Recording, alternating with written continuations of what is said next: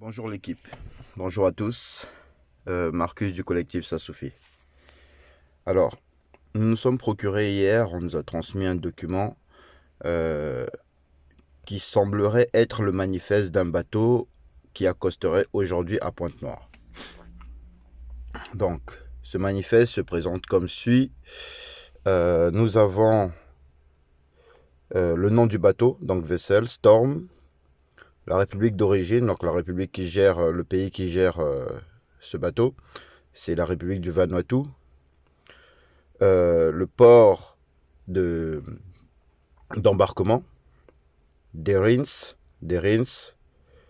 ou d'Erins, je sais pas, et le port de déchargement qui est Pointe-Noire. Alors, on va faire quelques recherches pour confirmer ou infirmer ces informations. J'ai regardé déjà le port de Derens, c'est en Turquie.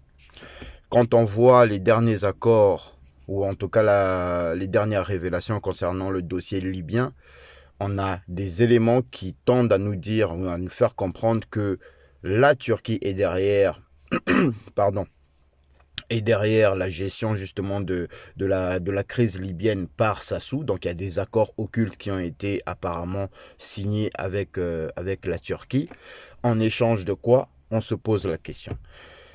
Mais quand on revient sur le manifeste, on constate que les éléments qui sont sur le manifeste sont des mortar shields explosifs. Des mortar shields, ce sont des comment on appelle ça, des tireurs de mortier, des lance-mortiers, on va dire, qui sont censés être livrés à qui seront déchargés à Pointe-Noire, mais livrés au 1 boulevard Denis Sassou Nguesso, donc à Brazzaville. Le 1 boulevard Denis Sassou Nguesso, apparemment, c'est la zone des ministères, et ce qui apparaît sur la carte, c'est le ministère de l'Intérieur. On constate que ces mortiers, il y en a plusieurs types, mais à chacun d'entre eux, il y a plus de 200 pièces qui ont été commandées. Pour quelle utilité? Je vous laisse réfléchir, je vous laisse tirer vos conclusions. Ensuite, on a des roquettes pour des BM-21. « 200 pour la première catégorie, 195 pour la deuxième. » Excusez-moi, mais je comprends pas l'intérêt de ce pouvoir, à part, bon, on sait que ce sont des pilleurs, hein. On va pas chipoter.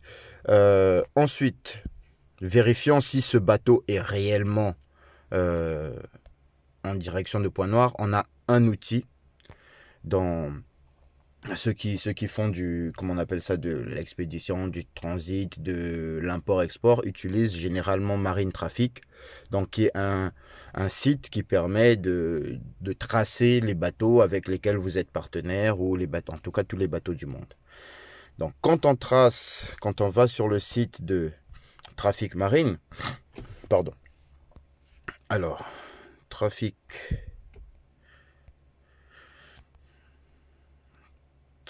Marine, hop,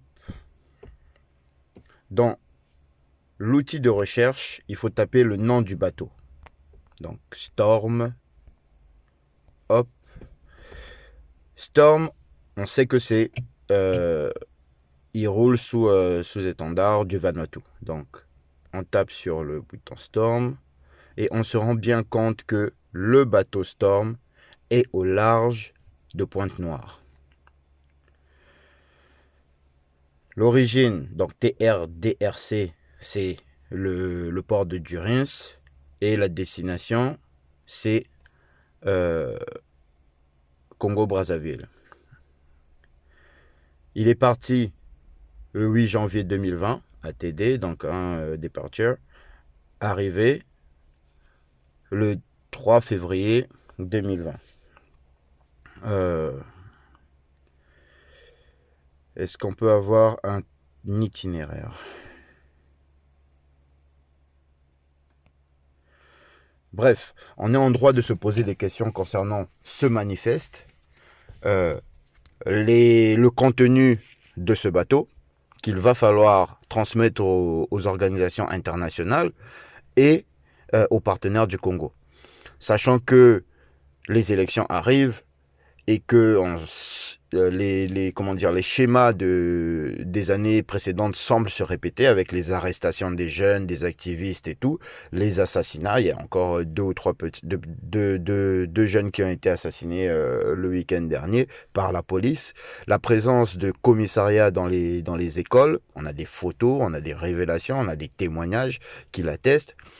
Il est grand temps de tirer la sonnette d'alarme et d'interpeller ceux qui soutiennent, ceux de cette communauté internationale qui continuent à soutenir un dictateur, tout simplement.